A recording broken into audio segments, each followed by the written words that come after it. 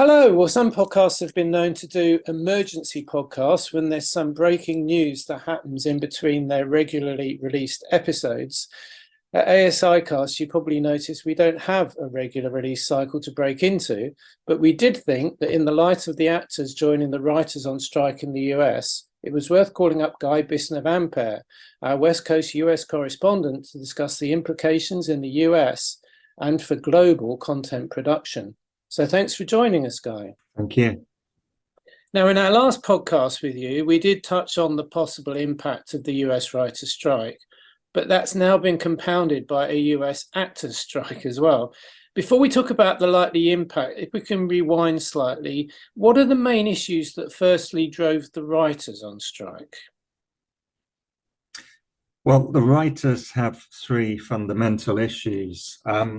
One is so-called residuals, which is an industry-specific method of remunerating talent in the business. So residuals are payments that are made on the ongoing value of the content when it is licensed out to third parties. It's effectively a back-end share. And this is a way of rewarding writers, but also, in fact, actors for the contribution that they make to content that is made and utilized by broadcasters and by streamers. So that's one issue, that the amount that they're earning from those has reduced somewhat, partly due to the way the industry has changed. So the fact that we've moved to an industry that is increasingly about global streaming deals rather than content that is piecemeal licensed out in multiple different countries. So residuals is one of the issues.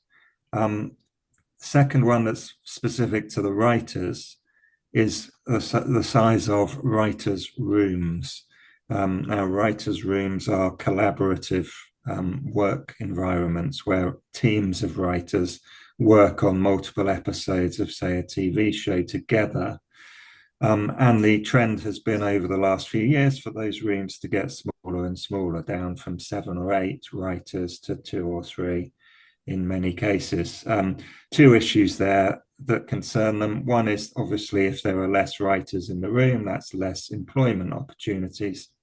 The argument is also that for younger writers, it was a kind of apprenticeship to sit in on these writers' rooms, and those opportunities now are fewer and further between. And the third issue, and possibly the most complex, and this is also common to both the actors and the writers, is the use of artificial intelligence. For writers, obviously, using artificial intelligence to write screenplays or treatments, their contention is that it's drawing on original material in order to do that has first been created by a human being, probably one of them, or often one of them. And for actors, it's about the potential of scanning their likeness and then using an AI to actually act using that artificially created likeness. So again, obviously reducing employment opportunities. So there's overlap between them. And then there are some issues that are unique to each party.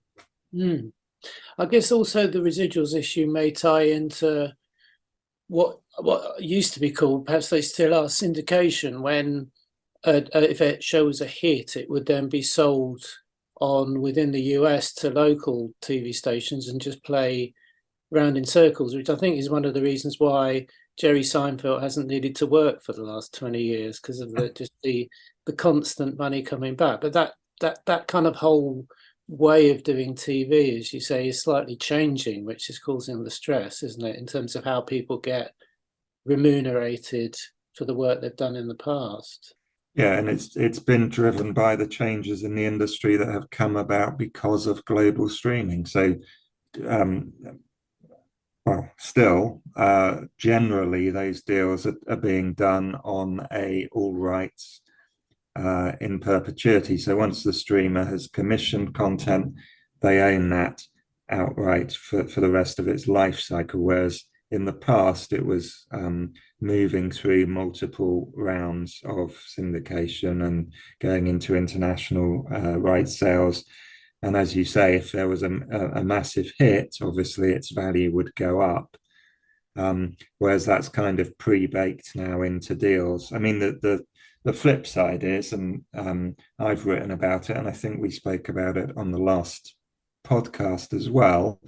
Funnily enough, there are now slight changes to that model where streamers are actually looking at licensing some of those originals, whereas before they would have kept them to themselves exclusively forevermore. So I think we've described it as looking back to move forward in terms of the readoption of some of those older business models, finding new love for theatrical releasing for number one, and secondly, thinking about beginning to license some of those originals because of the way the economics have shifted in the streaming landscape. Mm.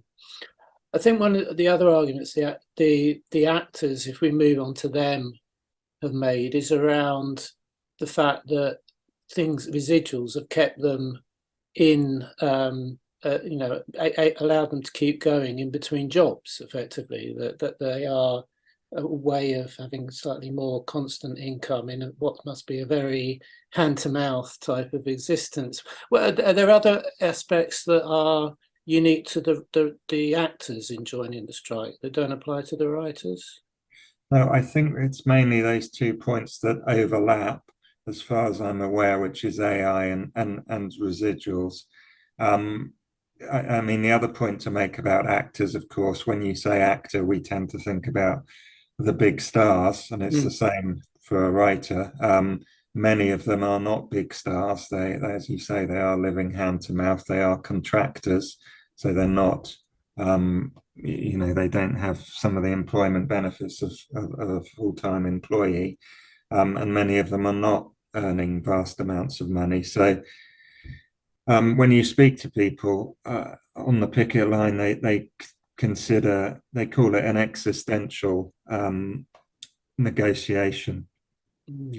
The residuals were actually introduced in 1960, I believe, which coincidentally is the last time that both actors and writers went on strike together.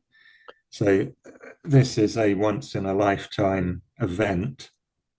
And certainly the view from the picket line is that it is an existential threat to their future.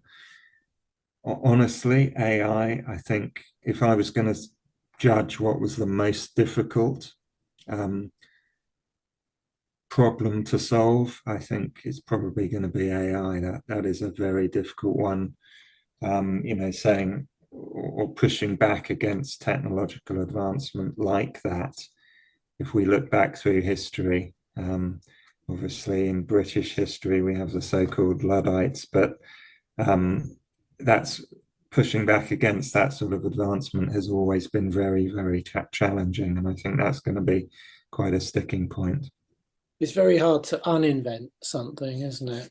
I think that's the challenge. I mean, as you say, even extras. I was reading that the potential to just scan an extra, and then you can put him or her in the crowd of any TV shows. Just change what they're wearing, and you don't need them again. And exactly.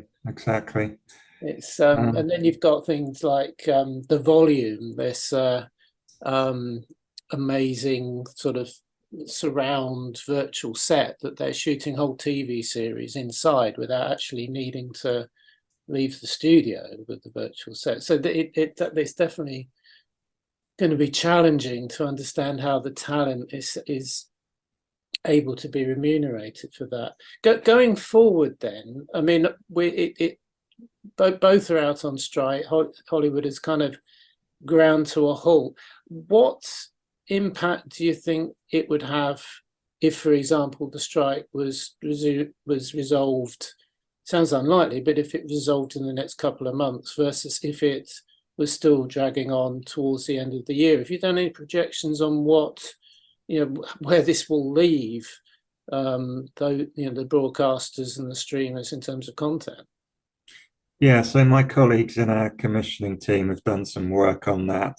And broadly, obviously, as you extend the duration of the strike, you're basically pushing out the trend further and further into next year. So at the moment, we're looking at about 75% of, and we're talking about US scripted content here, shows being impacted for the coming quarter, moving through into the first quarter of next year. This is if the strike is resolved in the next few weeks. If it extends towards the end of this year, then that trend will get pushed out to next year, so that in the first and second quarter, we're at 60-70% of shows affected. And even by the fourth quarter of 2024, still around a third of shows would be impacted. That means not getting made or in some other ways delayed. Now, the interesting point, and this is why it's such a dynamic and interesting time that we live in at the moment, is that before the strike, the studios and streamers had already begun to pull back on the volumes of content. So there's a double effect going on, one of which was intentional and one of which is caused by the strike.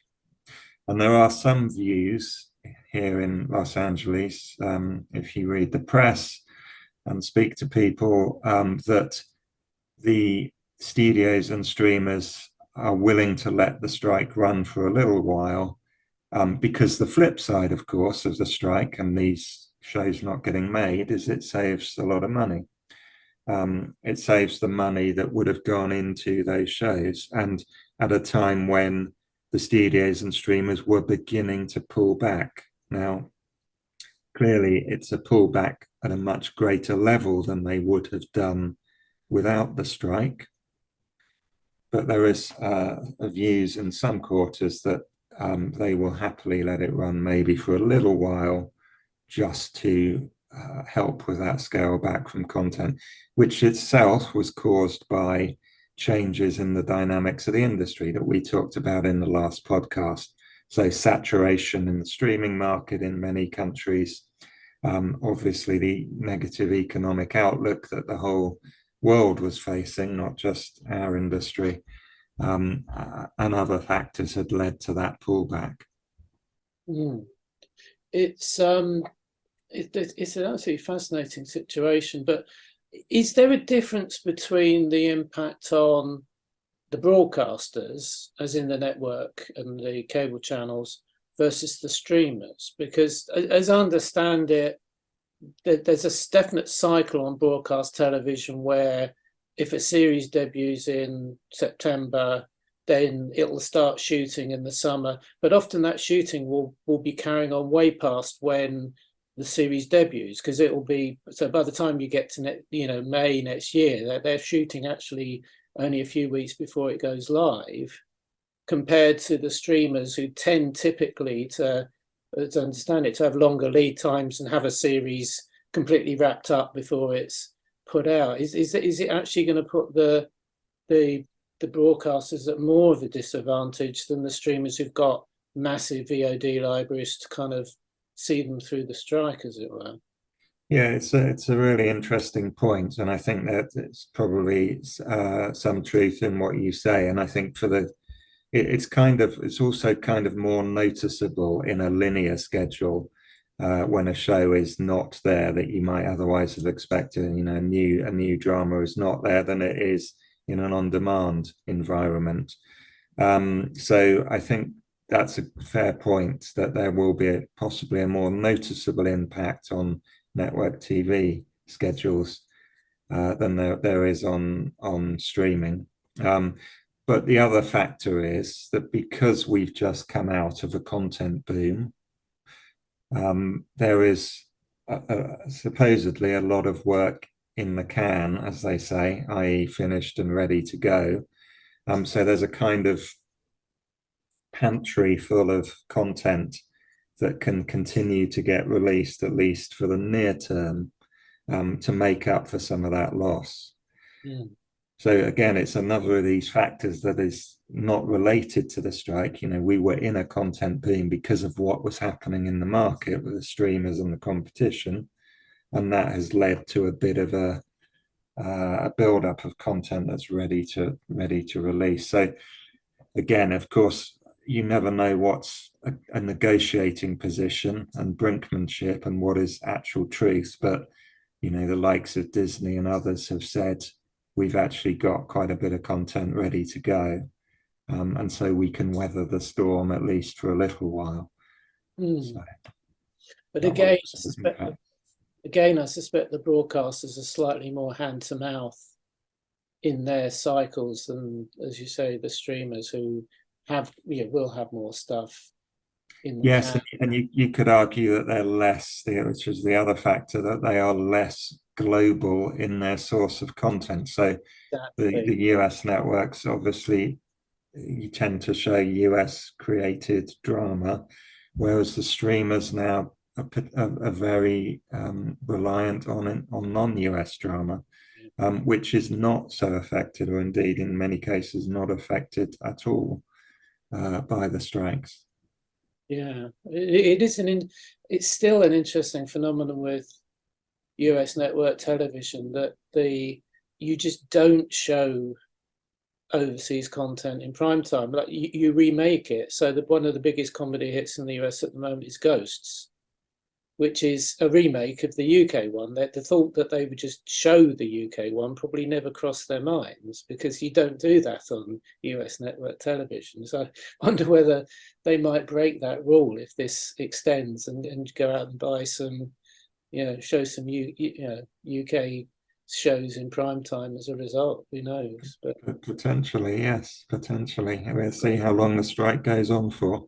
I was going to mention the international dimension because obviously we are a podcast serving an international community, and that they'll be interested in this. But the main, I suspect, thought in many of our listeners' head is, well, how will it affect the international situation? So, firstly, just in terms of the logistics of it, this is US actors and writers only, in inverted commas. What would the situation be with them working outside of the US on writing for non-US companies, or US actors working for the BBC, for example? Yeah, so it's not entirely clear, and certainly during the press. Well, firstly, what is clear is, yes, it is the US trade unions who are on strike. So Equity in the UK, for example, is not on strike, and Equity members are perfectly free to work, as are members of other countries' unions and trade unions. So that's clear. What's not 100% clear is exactly what US actors can and can't work on. So during the press conference by SAG-AFTRA, when they announced the strike action, they did talk about independent movies still being able to get made, which means basically it means not the major studios and not the major streamers. So anything associated with the majors and the streamers, either that has been made in the past or is being made or is new, cannot be worked on, and work includes promotional activity. But what they did say was that certain independent productions that are not associated with the major studios could continue to get made, and they made the point that if anyone is unclear, any union member is unclear, get in touch with the union and they will clarify the position for them. So it does sound like certain things can get made, and that may include stuff being made by the likes of the BBC, because they are not represented by the AMPTP, who represents the major studios and the streamers in the USA. Clearly, if the show does not involve any US talent, then it's perfectly clear that it can continue to get made.